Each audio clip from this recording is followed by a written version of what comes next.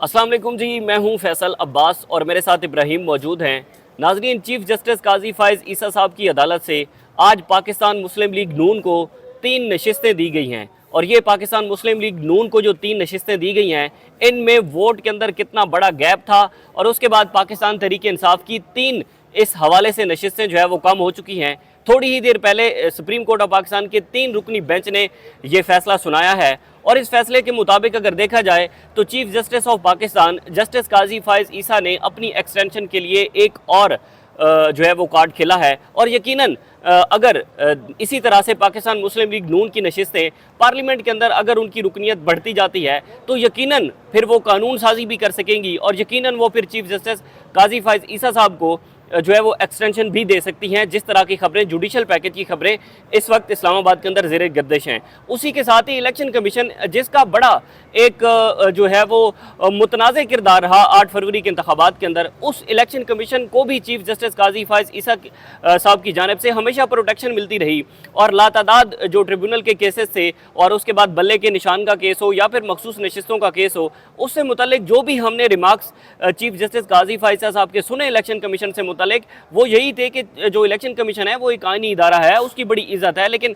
8 फरवरी के इंतखाबात के अंदर जो इलेक्शन कमीशन ने अपना एक किरदार अदा किया 8 फरवरी के इंतखाबात को मैनेज करने के लिए, वो आपके सामने है। 3 नशिस्तें तहरीक इंसाफ की आज कम हो चुकी हैं।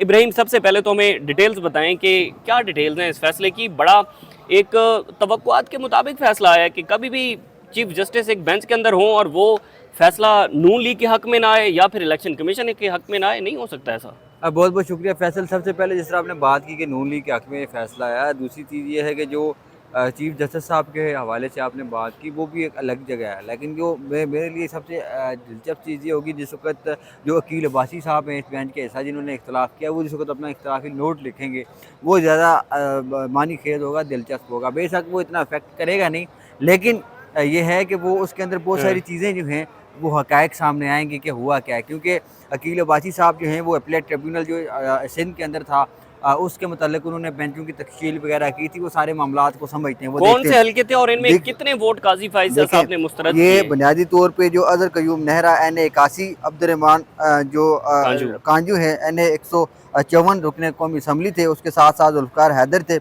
NA 79 से कामयाब हुए थे। ये तीनों उम्मीदवार जो कामयाब हुए थे, अब ये पाकिस्तान तहरीक इंसाफ के या आज़ाद उम्मीदवार थे जिनके खिलाफ जो दरखास्तें नून लीग की तरफ से आई, वो सारा मामला अब आप दिलचस्प तौर पर देखें। ये अब्दुर्रहमान कांजू के मुखालिफ आज़ाद उम्मीदवार जो थे राना फराज नून थे और साथ में अज़हर क़य्यूम नेहरा के मुखालिफ आज़ाद उम्मीदवार बिलाल एजाज थे और साथ में जुल्फ़िकार अहमद के मुखालिफ आज़ाद उम्मीदवार एहसानुल्लाह विर्क थे।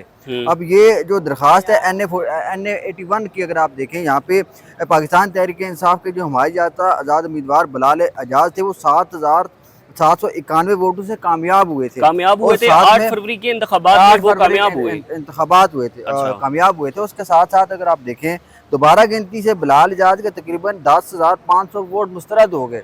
दोबारा गिनती इलेक्शन जब कमीशन ये ने मामला इलेक्शन, अच्छा ठीक है। अब देखें जिस वक्त वो इलेक्शन इंतखाबात के बाद इलेक्शन कमीशन के पास उनके दो बेंच थे, दो रुकनी बेंच, तो इलेक्शन कमीशन का वो समाअत कर रहा था, वहाँ पे जो है वो समाअतें हो रही थी। मैं खुद भी उन समाअतों में गया था, तो रिकॉर्ड तलब किया जा रहा था RO से, DRO से, सारे लोगों से।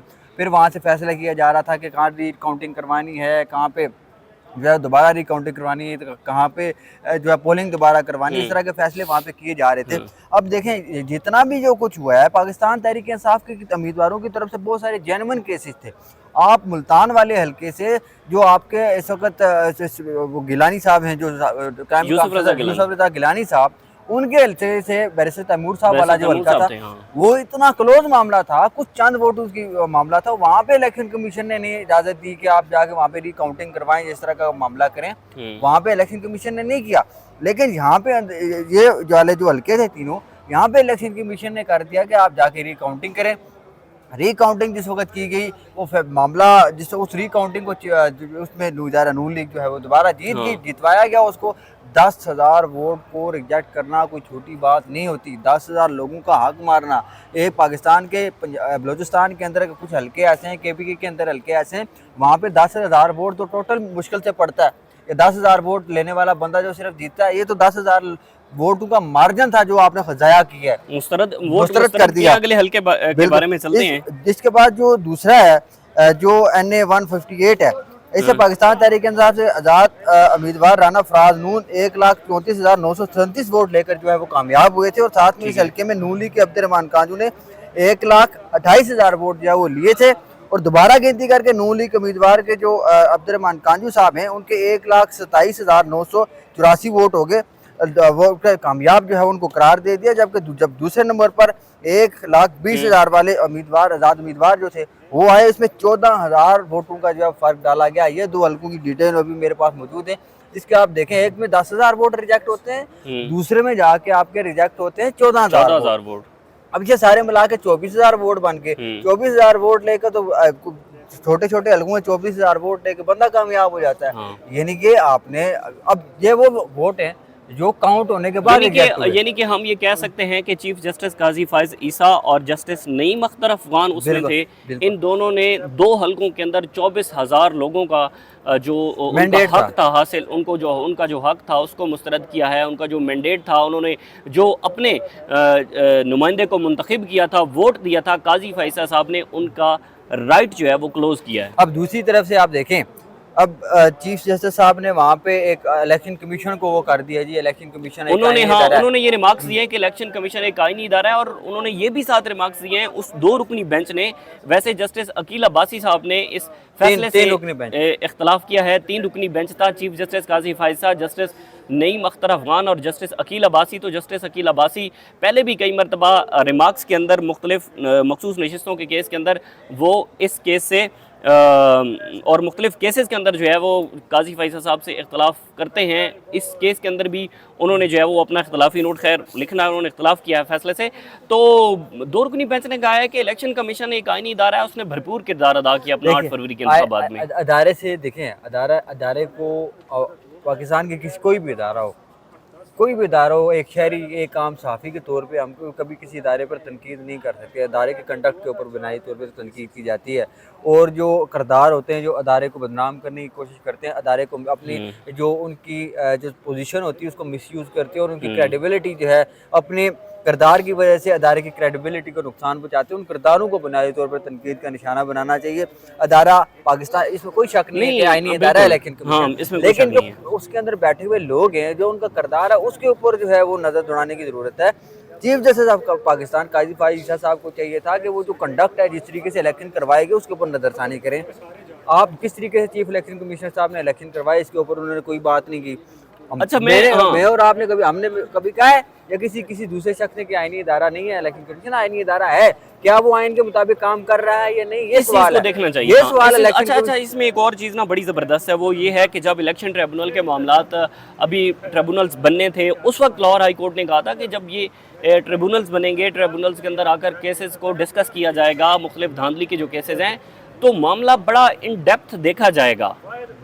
सुप्रीम कोर्ट के अंदर केस आता है, इन डेप्थ क्या देखना है? उन्होंने तो 24,000 तो वो हैं जो 2 हल्कों के हैं, और उन्होंने तो उनका राइट ही क्लोज कर दिया, यानी कि उनका हक ही मार दिया, मुस्तरद कर दिया। ये तो जेन्युइन बात है कि दोबारा मामला जाके इसकी इंटर कोर्ट अपील या इसको कह दें आज नजरसानी अपील तो दायर होगी, ये बात मानने वाली हाल तो उन्होंने कामयाब करार दे दिया ना, बेशक दे दे, लेकिन नजरसानी अब देखें आज से पहले ये केस बड़ा नहीं था, आज के फैसले के बाद एक ये बड़ा केस बना है। दोबारा जिस वक्त ये चैलेंज होगा उस वक्त ये खबरें चलेंगी, बहुत सारी चीजें इस तरीके से रिपोर्ट ही नहीं हुआ, ये इतनी रिपोर्टिंग इतनी बड़ी नहीं हुई जिस तरीके से होनी चाहिए थी। अब ये दोबारा जो मामला जिस वक्त आएगा सुप्रीम कोर्ट के अंदर, उस वक्त केस की रिपोर्टिंग होगी, तब जाके पता चलेगा इस केस के अंदर क्या हुआ है, किसने क्या क्या दलाइल दिया, किसने क्या क्या सबूत पेश किए। अब आप देखें, अब वोट, अब जो कई हल्के ऐसे थे, वो शाह महमूद कुरैशी की बेटी वाला हल्का जो था, उसमें कितने वोट रिजेक्ट हुए थे। तैमूर मलिक साहब वाले मामले में कितना वोट रिजेक्ट हुए थे, हज़ारों वोट तो पहले भी रिजेक्ट हो चुके हैं। दोनों या तीनों हल्कों में वोटिंग के दौरान कितने वोट रिजेक्ट हुए, वो एक अलग मामला है, वो एक अलग मार्जिन है।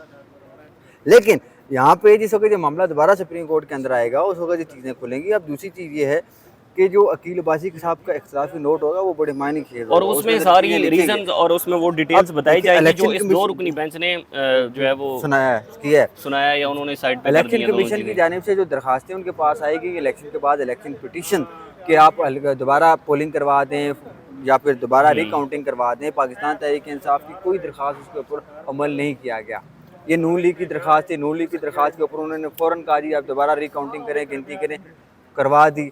उसको जो है वो उसको काउंटिंग को कलअदम करार दे दिया या रोक दिया जनाब लाहौर हाई कोर्ट ने। लाहौर हाई कोर्ट के फैसलों को लेकर नून लीग आ गई सुप्रीम कोर्ट में उनको रिलीफ मिल गई। अब जो दूसरी चीज़ ये है कि ट्रिब्यूनल वाले मामले के अंदर आपने देखा होगा कि वो जिसको ट्रिब्यूनल की डिस्कशन हो रही थी, लाहौर हाई कोर्ट का फैसला था सलमान अकरम राजा साहब की दरखास्त के ऊपर, अकील अब्बासी ने बहुत टफ टाइम दिया था चीफ जस्टिस काजी साहब। अब वही चीज़ आज भी नजर आई है, आज भी, क्योंकि इलेक्शन के मुताल्लिक उनकी नज़र गहरी नज़र थी उनकी, आज उन्होंने उसको जो है वो इम्प्लीमेंट किया है जो उनकी बिल्कुल। और वो वैसे अपने तफसीली फैसले के अंदर जस्टिस अकील अब्बासी साहब बहुत सारी ऐसी बातें लिखेंगे जो इन दो जजेस ने, चीफ जस्टिस काजी फाइज ईसा साहब और जस्टिस नईम अख्तर अफगान साहब ने ये जो फैसला दिया है और जो चीज़ें इन्होंने नज़रअंदाज की हैं यकीनन वो उस नोट के अंदर लिखी जाएंगी। बहरहाल इससे जुड़ी जो भी तफसीलात होंगी हम आपके साथ शेयर करते रहेंगे। इजाज़त दीजिए, अल्लाह हाफ़िज़।